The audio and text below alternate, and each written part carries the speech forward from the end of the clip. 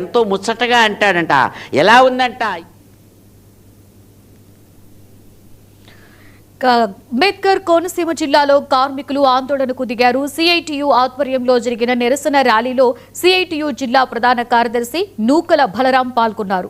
కేంద్ర ప్రభుత్వం ప్రవేశపెట్టిన 4 లేబర్ కోడ్లను వెంటనే రద్దు చేయాలని డిమాండ్ చేశారు. కేంద్రం కార్మికుల పట్ల వ్యతిరేకంగా పనిచేస్తుందని మండిపడ్డారు.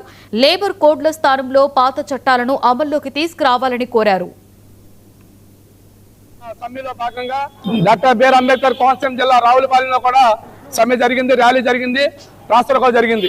అసలు లేబర్ కోడ్ల వల్ల నష్టం ఏంటి, దేనికి చేస్తున్నామంటే ఏదైతే మనకి సమ్మె చేసుకునే హక్కు అంటే ఏదైనా మనకి జీతాల పెంపుదల కోసం, ఉద్యోగ భద్రత కోసం, అదేవిధంగా మన వేధింపుల మీద వాటి మీద అనేక రకమైన సమ్మెలు చేస్తాం.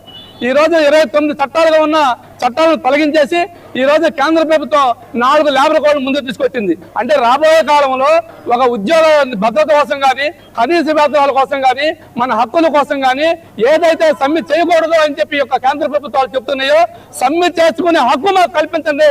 సమ్మె చేసుకునే హక్కు మాకు పౌరుడిగా మాకు ఉంది కాబట్టి మాకు ఈ లేబర్ కోడ్లను రద్దు చేయాలని చెప్పని ఏదైతే సమ్మె చేసుకునే హక్కును కోల్పోతున్నామో దాన్ని కాపాడుకోవడం కోసం, లేబర్ కోడ్లను రద్దు చేయడం కోసం ఈ రోజు సమ్మె జరిగింది. ఇప్పటికైనా కేంద్ర ప్రభుత్వం ఏదో గుడ్డ చేయబడినట్టుగా ఉండకోకుండా కార్మికులతో పెట్టుకుంటే కనుమరుగైపోతున్న ఆలోచనతో చూసుకుని ఇప్పటికైనా 4 లేబర్ కోడ్లను రద్దు చేయాలని చెప్పి మేము అన్ని సంఘాలుగా పిలుపునిస్తున్నాం.